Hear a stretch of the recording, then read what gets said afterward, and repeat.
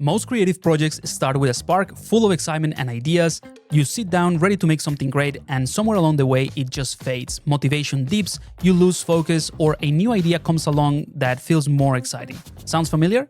Hey, if you're new around here, my name is Pablo. I'm a 3D concept artist and educator, and I help artists level up their skills in the world of 3D, all in a way that is fun, clear, and actually doable.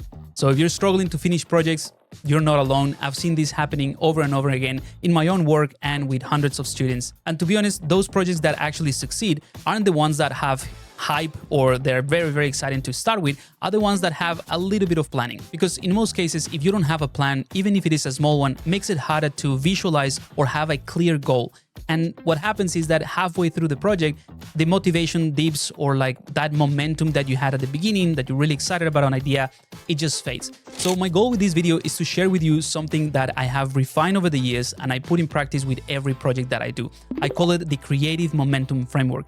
And it is basically a very simple set of principles that you can actually put into practice, and it will help you maintain that momentum and actually take your idea, your initial concept, all the way through the finish line. Let's go ahead and jump straight into it. All right, so in this video, we're going to talk about how to stay motivated, how to finish your projects, and the planning habits that are very practical and that you can actually use to save every project that you start. It's not a checklist or a formula. It is a mindset with a simple framework that helps you break down the planning habit. And that's actually what saves every project, just because it keeps the motivation alive and all the way to the finish line. So the first question really is, why do projects fail? And after teaching hundreds of students, I've realized that losing momentum is the main reason that any personal project will fall apart. And to define momentum in this context is basically what carries you through the project once the excitement of the initial idea wears off. It is kind of like this invisible force that keeps you moving forward even when the spark starts to fade. And it's not an exact science by any means, but from experience, I can narrow it down to three big causes. The first one is when novelty wears off. That initial rush of excitement and pure dopamine that you feel when you get inspired by a new idea or you want to start something new, a new project, and you come up with something that you think, oh, this is going to be great. That excitement is basically because our brains are wired for novelty. And when that fades, consistency becomes really hard. The second reason, and personally one of the ones that affect me the most, is no visual clarity. If you cannot see what your goal looks like, your brain has nothing to latch onto. It's like walking forward in a very foggy day. You're working and you're moving forward, but you're not sure if you're going in the right direction. And the third one is an emotional connection. Without the real why behind the project or the reason why you're doing something, the motivation just disappears as soon as things get tough. And I'm sure you know exactly what I mean. I'm talking about things like retopology or UVs or baking or cleaning up the mesh, all of that stuff that it becomes a little bit more technical. The good news is that you can overcome all of those three obstacles with just a little bit of planning. Again, it's nothing rigid or a boring planning session, but the kind of thing that gives you clarity, direction, and a sense of self-awareness in a way, just about how you work best. So that's where the creative momentum comes in.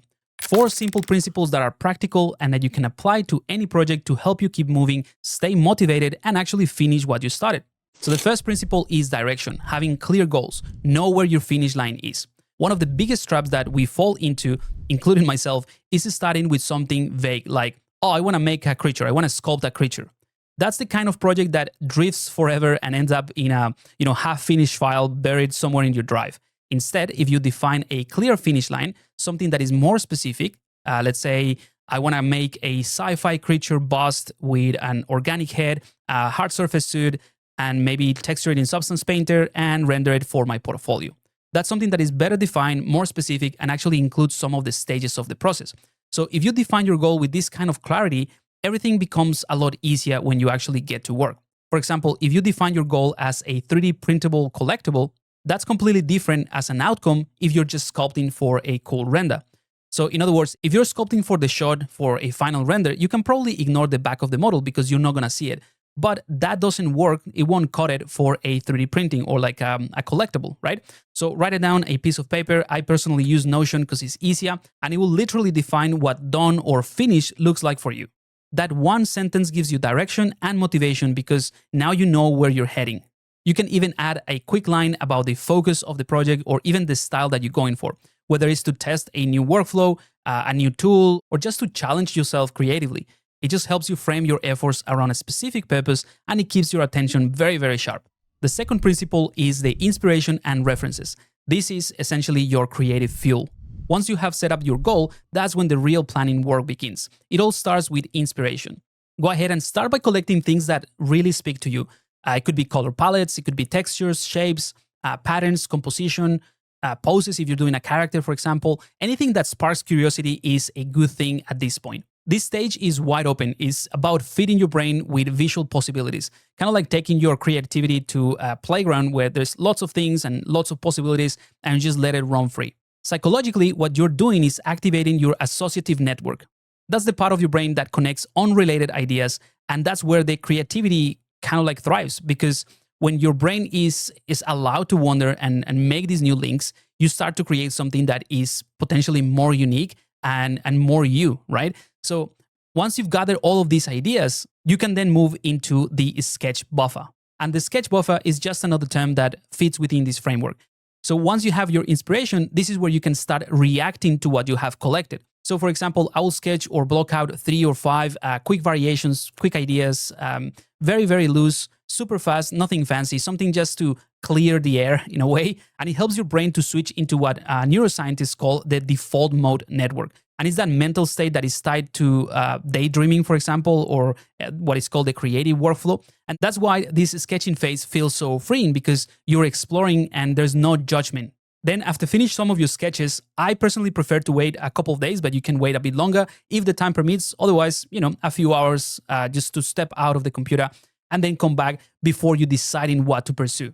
By the time that you come back to the sketches, that initial dopamine rush from the new idea fades.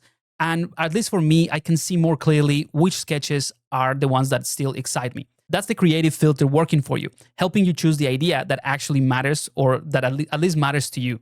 Once you have picked the direction that you want to go for, now it is the time to collect the references with intent. And that's why I like to kind of like separate these two processes. The first one is very freeing, is just collecting things that speak to you, very inspirational. But the second one, it's more about the intentionality. It's about collecting images and references with intent. So the idea is to gather images that ground your idea and support the production. I like to organize my references into groups, but honestly, it could be absolutely anything that you want. For instance, you can go for inspiration, and that could have like the overall mood, the tone, a bit of the style. You can also have a section for design direction where you can put things of, that related to shapes or patterns or forms. Usually this is where I put things like high fashion and that sort of thing that could be a little bit abstract, but will help you define the shape language a little bit. You can also have technical guides, and that's where you can add your anatomical references, materials, lighting, or like the lighting direction that you want to try to recreate in your final image. You can even have another section for quality benchmark, for example. And this is where you can collect images that will help you set a standard or like a target standard in terms of the quality that you want to achieve. So all of these references become kind of like your anchor for the project, because it keeps you visually clear and reduce what psychologists call the cognitive load. And it's that sort of mental friction in a way that builds up when everything stays very, very abstract. So the point here is that we're trying to clarify it as much as we can. So by the end of this stage, you're not just sitting on random Pinterest board, you've built a reference ecosystem that fuels that creativity and keeps you engaged throughout the process. All right, so now let's move on to the third principle, which is the flow, kind of like the boundaries and the reflection or feedback, if you will. Once you have your creative foundation in place, that means you have a very basic planning, your inspiration and references, it is time to set the rhythm of the project. And that's where the flow comes in.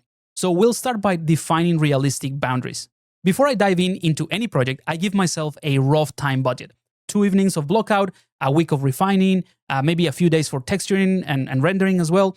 Or if you want to be more precise, bring up a calendar and lock in some blocks for specific work of that week. You don't have to follow these 100%. Sometimes I go over, sometimes I just, stop short if I finish what I was doing. But having those guidelines will keep you focused, and it will also prevent that endless tweaking and, rotating around the model that sometimes happens, that you just rotate around for 10 minutes without actually doing any work. There's a very interesting term in psychology as well called the goal gradient effect. And it's basically that idea that the closer that we feel to finishing something, the faster that we work and the more motivated that we become. So the real key here is that breaking a big project into smaller, kind of like finishing chunks of work, it creates that sense of steady progress that our brain craves. And equally important is the reflection or the feedback loop, right? So you can create regular checkpoints that keep you aligned. If you go back to that calendar blocking idea, you can set checkpoints throughout the week, maybe twice a week or just at the end of the week, so that it can keep you aligned to the goal that we established earlier. So if you're part of the Discord community, you can share work in progress. You can ask a friend as well, or just step away from the project for a day or two, if the time permits. And then when you come back, you will look at it with fresh eyes.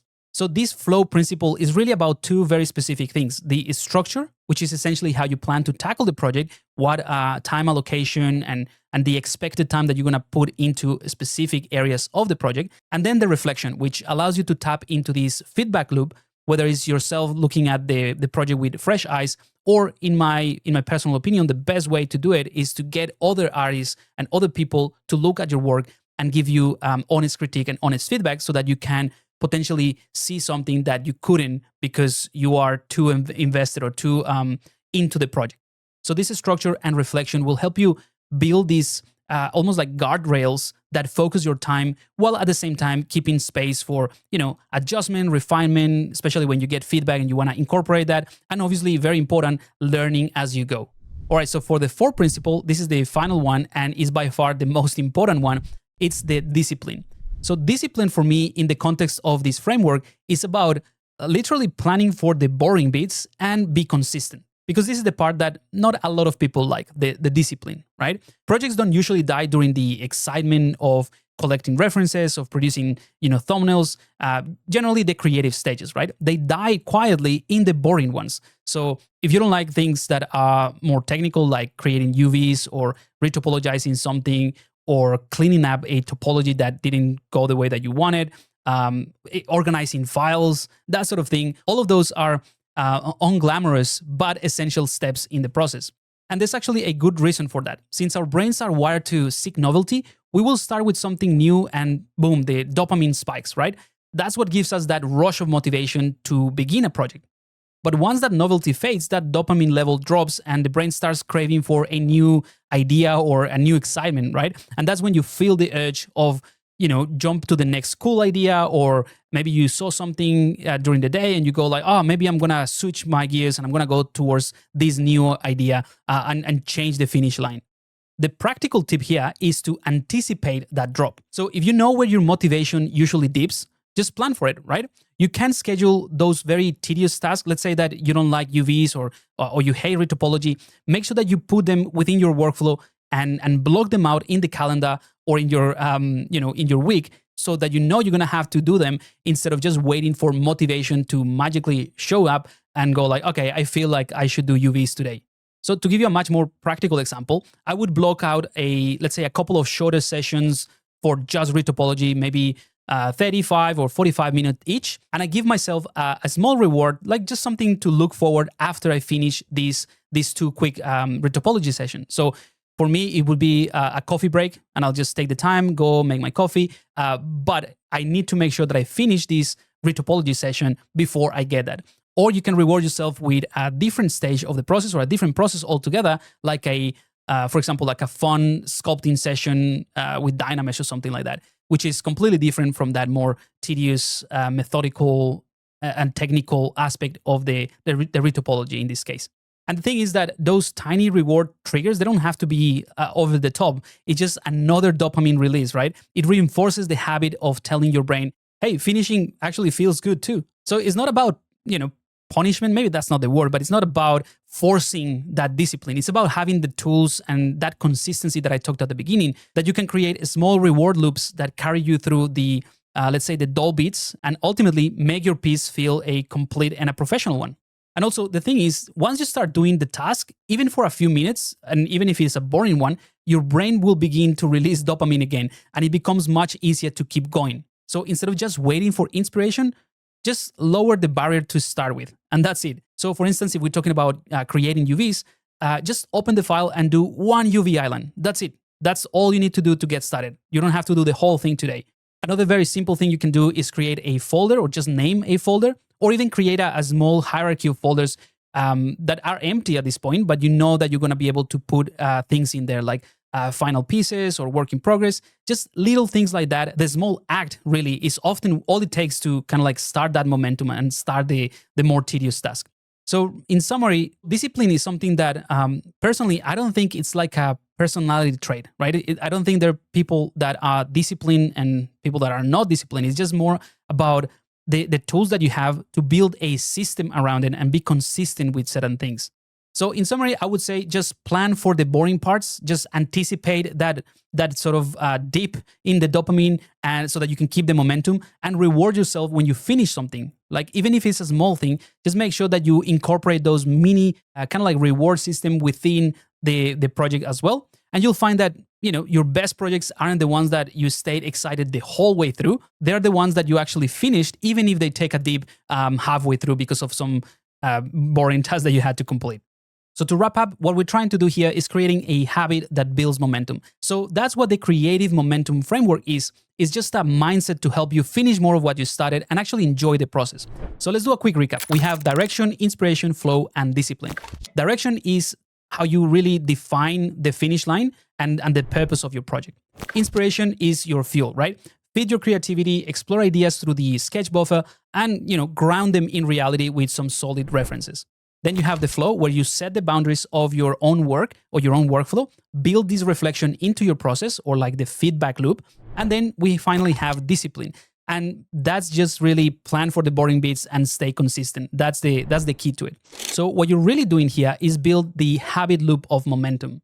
Each small win that you have throughout the project will release dopamine. Each completed stage reinforces that confidence, let's say, of you working on that project. And over time, that becomes a creative rhythm. That's the key, right? That's what we're aiming for, to make it almost like automatic, that you don't have to think about these things. You just do the work and you still, you stay motivated throughout. Because motivation doesn't just appear out of nowhere. It actually grows, I think, from having structure, from having feedback, and from actually having visible progress in your project. Because when you repeat this cycle, right, you plan, you create, you reflect, and you finish the project, it becomes almost automatic. You get into that rhythm and this habit, right? That is not something that you have to really think about. You just go with it and then you just complete your project. That's it. So that's how I build momentum myself. That's the habit that saves most of my projects. I wouldn't say it's bulletproof, but it's certainly there and it helps me finish more stuff. So that's it for this video. It's something different from what I usually do in the channel. So let me know if you like this type of content, if you want to know more about like the behind the scenes or how I plan for my work and how I finish projects. Kind of like tapping into this more productivity of an artist that I'm happy to share as well. So just wanted to know if you are interested. And if you have any questions or any advice that you want to share with the community, feel free to put them in the comments. It will be great to see how others work and how they implement their own frameworks. But hopefully this has been of help, and I'll see you in the next video. Cheers.